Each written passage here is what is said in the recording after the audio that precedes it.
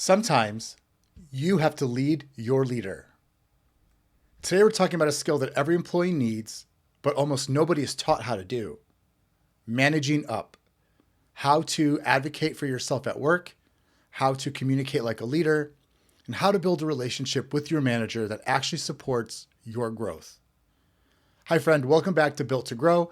I'm your host, Valdet Selimaj. I'm a coach, consultant, facilitator, and this is a topic that actually comes up a lot when I do my work with clients, with individuals, with leaders. How do I manage up? How do I support myself and advocate for myself and create boundaries with my leader without apologizing for it?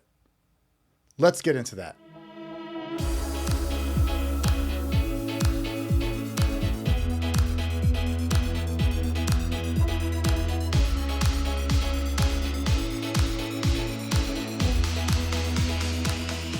So first, let's just talk about what does it mean to manage up? Well, first, let's talk about what it's not. When we talk about managing up, this is not any type of form of manipulation. It's definitely not sucking up, and it's 100% not bending over backwards or playing political games. It's actually not people pleasing. It's being assertive. So it's the opposite of that. It's actually being assertive in your needs and your wants. Managing up is leadership. And no matter what your title is, regardless of your title, you are a leader of yourself. So it's your responsibility to advocate for yourself, to get what you need, to get what you want, to communicate it. People can't drag that out of you. You have to share that and communicate that. So that's part of leadership, is learning how to manage up. That also includes, when we're managing up, that also means we have to understand the world that our managers live in, their pressures, their priorities, their preferred way of working. When you understand that, you position yourself as someone who adds value, someone who partners, not someone who waits to be managed. So how do you start doing that? Well, first, you have to map your leader's top priorities. You have to ask yourself, what is my manager focused on this quarter? What pressures are they under? And who's putting the pressure on them? Then you also have to consider, okay, how does my work support what they're trying to achieve? This allows you to connect your work to your leader's world. Second, you have to learn their communication style. Do they love long emails, or do they prefer a quick Slack message? Do they like a short check-in, or do they prefer detailed reports?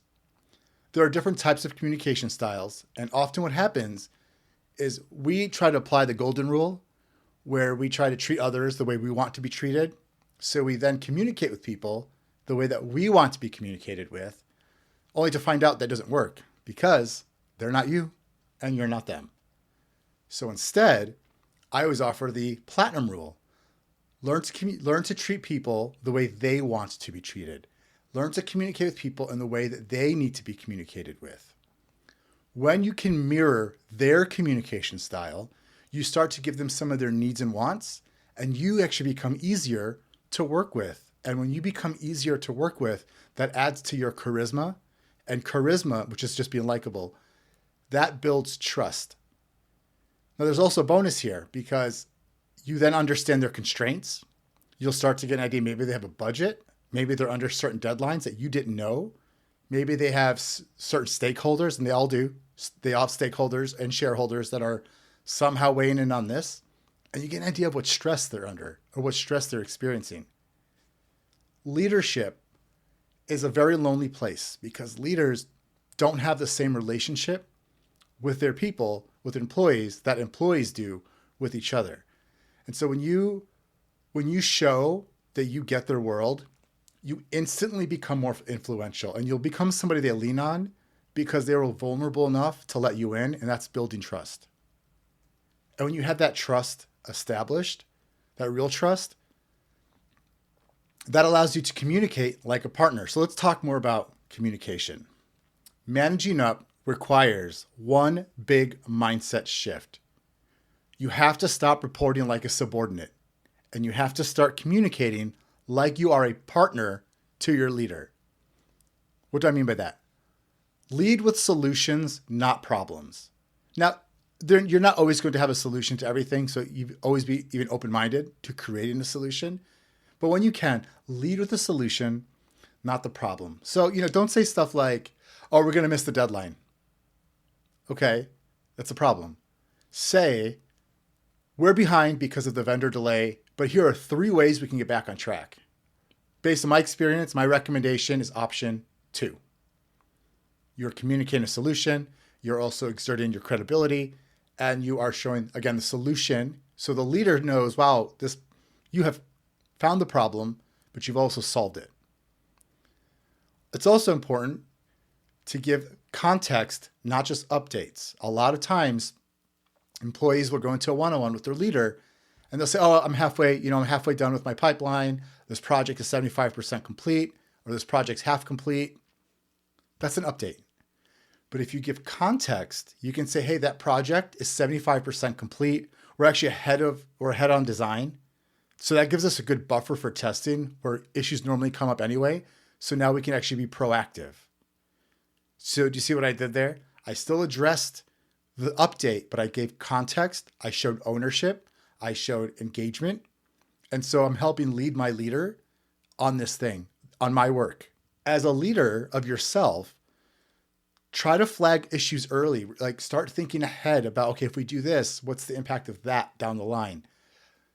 There'll always be surprises, but if you think ahead and you flag issues earlier, you can actually prevent some surprises from even happening. And as a leader of self, leaders don't hide problems. They elevate them with clarity and solutions. Now let's talk about advocating for yourself, because this is where managing up really comes into play, especially I don't know what your work environment looks like, but sometimes you need to speak up, have accountability conversations. This is where people get uncomfortable, though. And actually, a lot of times, people will avoid these uncomfortable conversations, and then they end up resenting it, or it starts, that quietness, they start to stew on something. But I have to tell you, self-advocacy is leadership. But the key is that you need to frame it with what the business needs. So you need to frame what you need in business terms. So the most common one, we all know we went through the pandemic, and a lot of people got to work from home, and people are having a hard time coming back into the office, which is fair. But you don't want to say something like, I want to work from home more.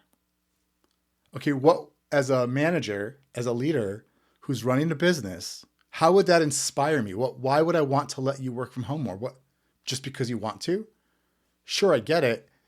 But instead, frame it in a way that is tied to the business. So you could say something like, I produce more during deep focus work, and remote days tend to increase my output by like 30 to 50%. So can we designate certain days for deep work time? Again, I'm asking the same thing, that I want to work home more, but I'm giving that leader a whiff-em. I'm giving them a solution, and they're going to get something out of it. They're going to benefit me. They're going to benefit from me working from home, because it will increase my output. And that only makes the business better. So when we are advocating for ourselves, it's important that we bring options, not demands. Like if you want, let's say you want personal or professional development at work, you can offer like a high cost, a moderate cost, and a free option, and show that you've done the homework. That's what really leaders want to see. You have a thing that's come up. You want to advocate for professional development. You want the company to pay for it. You have the high cost one, the moderate cost one, the free option. Okay, what went into it? What was the cost? What will you get out of it? How will that impact the organization? What will you come back with? What does this solve for? How does it help us be better? Because they want to see that you've done the work. And a lot of times they'll actually give you the high cost one as long as you've done the work. I've built plenty of business cases asking for more high cost professional development, and got it because I made a case and I made sure that I did the work and I showed that I've done the work. So they saw my work. Which also leads me to another point. Use data. When you advocate for yourself, use data when you can. Data is a really great way to build credibility, especially if you are likable and they trust you, and now you have data to support you. You will be seen as credible, you'll be seen as influential, and you'll be a go-to person. But advocating for yourself on motion alone does not build to credibility. It actually will take away from your credibility. Okay, so now let's talk a little bit more, because when you think about self-advocacy, you can't talk about self-advocacy without talking about boundaries. And we have to talk about boundaries that stick. But let's be clear. Boundaries aren't walls, they're clarity. And boundaries are a really great way to teach people how to treat you. That includes your leader. If you don't create boundaries, people will do whatever they want, and they'll request of you whatever they want because they know that you'll do it. So you have to give boundaries, and you have to teach your leader how to lead you and how to work with you. So for example, instead of saying something like, I'm overwhelmed, it's too much, you could say something like, hey, yes, I can take this on, but it will push this other deadline back 2 weeks. So which one do you want to prioritize? Or, yes, I can work on that file right now, but the other file that I was going to work on, I have to push back to tomorrow. Now let's make sure that you offer alternatives. Deadlines are there to help guide projects, but they're not set in stone. So if you can't meet a deadline, just offer an alternative and communicate it. If you can't meet a deadline, so like, hey, I can't finish by Friday, but I can have a draft by Thursday and the final version Monday. That's a great way to lead up, to manage up, which also ties to boundaries and communication and working styles. You have to communicate your working style because that helps build trust. That means you're being authentic, you're being courageously authentic, you're speaking your mind, you're sharing what you need. When people know how to work with you, collaboration becomes smoother and not harder. And that helps us build trust. And trust is everything when we are managing up. Without trust, if your leader doesn't trust you, nothing else is going to stick. So this is where integrity comes into play. Do what you say you'll do. If you're going to turn in something on Monday, turn it in on Monday. If things change, communicate early when things change. Don't wait to the last minute. That will diminish your credibility. You also have to own your mistakes quickly and confidently. You say it, you own it, you fix it, you move on. Look, no one's perfect. And managers absolutely do not expect perfection from you. But they do expect honesty, consistency, and follow through. And all of those are part of our character. And when we have character that builds trust, we are able to manage up. But also remember, trust is built in very small amounts. So it's the little things that you do that deposit into someone's bank account, emotional bank account. And the more we deposit, the more high trust individual we become. Now let's also talk about it becoming valuable, but without the burnout. Because the goal here is we don't want to be irreplaceable because everyone's replaceable. We want to become valuable. We want people to see to see us and go, I need this person. This person positively impacts the organization, the team. We need them here. Because if you are irreplaceable, you'll just get overworked until you're burned out because they're now dependent on you. When you lean into being valuable also includes boundaries, communicating ahead, things like that. That leads to more and more opportunities. I've been in positions where I've been considered valuable and more opportunities came my way. I was able to do more, experience more because I established myself as valuable, not irreplaceable. And so it's become valuable. There's some really great ways to do that. First and foremost, you want to think ahead. You want to anticipate the needs because you're thinking ahead. Let's say your leader, your manager has a big presentation coming up. Be proactive. Gather data and ideas and share it with your leader well in advance. Become a resource. Learn the tools that are necessary. Understand the client. Understand the customer. Notice patterns in the business, in employees, on teams. What are the patterns that you are observing? This helps build your business acumen, which leads to you being valuable. But it's not just about the awareness. It's how do we take the resources and the tools and the newfound understanding of the patterns and of customers and clients, connect the dots. Leaders aren't just task doers, they're pattern seekers. They're strategic thinkers. So now you're probably thinking, what if I try all those things that don't work? Well, now we have to think about that differently, because sometimes we actually have to admit something to ourselves. And I've been here before too. Sometimes the relationship just doesn't click. Sometimes the environment is toxic. Sometimes it just sucks. Sometimes the values just don't match you. And that's a common conflict style, is just value conflict with the organization or with a leader. But when that happens, you must ask yourself, okay, what's my part in this? Have I communicated clearly? Have I shown consistency? Have I aligned my work with their priorities? If the answer is yes, then the issue might not be you. It might be the system. And that might be your sign to evaluate your next step. Maybe that's not the team you want to be on. Maybe that's not the organization you want to be in. So you want to start really considering, where do you want to go and what aligns with what you need and want.